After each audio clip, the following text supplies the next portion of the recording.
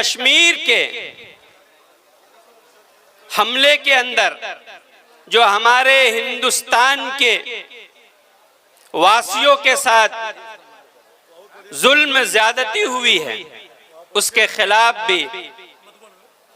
हम सब एक होकर के आवाज बुलंद करते हैं और उसकी निंदा करते हैं कि जिन्होंने इस तरीके से हरकत की है, हम सब मिल करके उसकी कड़ी निंदा करें और उससे हम उसकी मजम्मत करें कि हम कभी भी इस हादसे को और ये जो हुआ है इसको हम कभी बर्दाश्त नहीं करेंगे। अल्हम्दुलिल्लाह अल्हम्दुलिल्लाह वकफ़ा व सलामुन अला इबादिहिल्लज़ीना इस्तफ़ा, अम्मा बाद।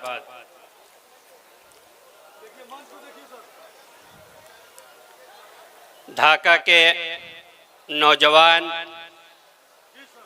और तमाम उम्र के लोगों को अस्सलामु अलैकुम व रहमतुल्लाहि व बरकातुहू।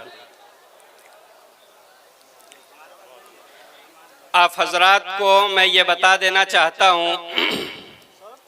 कि आप जिस कायद को और जिस लीडर को अपना कायद समझ करके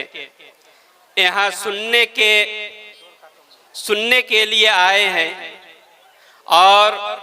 जनाब असदुद्दीन अवैसी साहब जो हैदराबाद से चल करके आपके बीच आपकी आवाज बनकर आपके दिलों के अंदर धड़कने वाला ऐसा लीडर जो आपकी आवाज बनकर के हर मैदान में उभरता है, उसी सरजमीन पर, उसी हैदराबाद में बैरिस्टर असदुद्दीन अवैसी से 3 किलोमीटर कब्ल मैं खुद वहां रहता हूं और अल्हम्दुलिल्लाह एक कॉलेज के अंदर मुझे पढ़ाने का एक मौका मिला है। मैं तकरीबन हैदराबाद में 16-17 साल से ये फराइज अंजाम दे रहा हूँ और मैं बहुत करीब से बैरिस्टर असदुद्दीन अवैसी साहब को जानता हूँ कि वो मुसलमानों के लिए और पूरे मुल्क के लिए किस बेबागी के साथ अपनी आवाज को बुलंद करते हैं और आपकी आवाज बन करके हुकूमत से टकराते हैं और उनकी आवाज एक ऐसी आवाज है कि तमाम मुसलमानों का वो कायद बनते हैं। तो मैं आप तमाम से ये गुजारिश करता हूं कि आप अगर असदुद्दीन अवैसी को अपना लीडर मानते हैं तो उन्हें चुन करके और उन्हें जिता करके उनके लिए मिंबर खड़ा करना आपकी जिम्मेदारी है। दूसरी चीज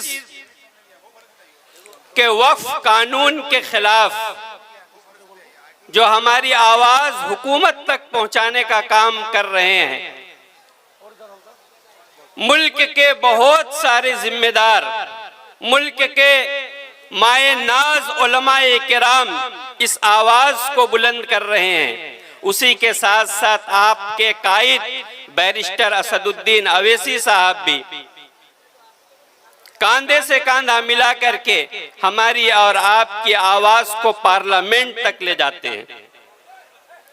इसके लिए भी मैं चाहता हूं कि आप पुरजोर तायीद करें कि बैरिस्टर असदुद्दीन अवैसी हमारा कायद है, हमारा लीडर है, हम उन्हें अपना कायद मानते हैं।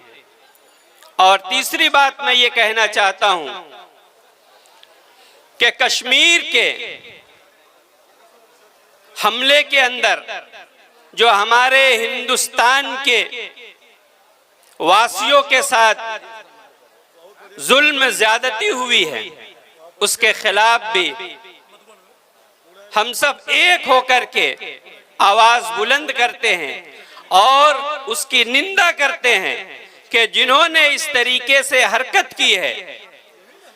हम सब मिल करके उसकी कड़ी निंदा करें और उससे हम उसकी मजम्मत करें कि हम कभी भी इस हादसे को और ये जो हुआ है इसको हम कभी बर्दाश्त नहीं करेंगे, चाहे वो मुसलमानों के साथ हो, चाहे वो हमारे हिंदू भाइयों के साथ हो, चाहे वो हमारे दलित भाइयों के साथ हो, चाहे हिंदुस्तान के किसी भी नागरिक के साथ हो, हम इसे बर्दाश्त नहीं करेंगे। चाहे वो हिंदुस्तान के रहने वाला हो या पाकिस्तान के रहने वाला हो या दुनिया के किसी देश के रहने वाला हो, अगर वो किसी के साथ भी जुल्म ज्यादती करता है तो हम उसके खिलाफ खड़े होंगे और अपनी आवाज बुलंद करेंगे और अपनी हुकूमत से ये कहेंगे कि इस पर कड़ी से कड़ी उन्हें सजा दी जाए। और आप तमाम को एक खुशखबरी देना चाहता हूं कि आप जिस कायद के लिए आए हैं उसके लिए हमेशा एक जिहती का पैगाम दे, ताकि इस इलाके से, ढाका के इलाके से ये आवाज पहुंचे हुकूमत को कि बिहार के तमाम बाशिंदा ये चाहता है कि ये हमारा कायद बन करके उभरे और इनका पैगाम हुकूमत तक पहुंचे और मुल्क में ये जहां भी जाए इनकी पार्टी हो, इनका मेंबर हो, ताकि मुसलमानों के लिए एक टीम तैयार हो। बाज मुअर्रिख ने कहा है कि अगर मुसलमानों को जीतना है, मुसलमानों को हुकूमत के सामने अपनी आवाज रखना है, तो उसे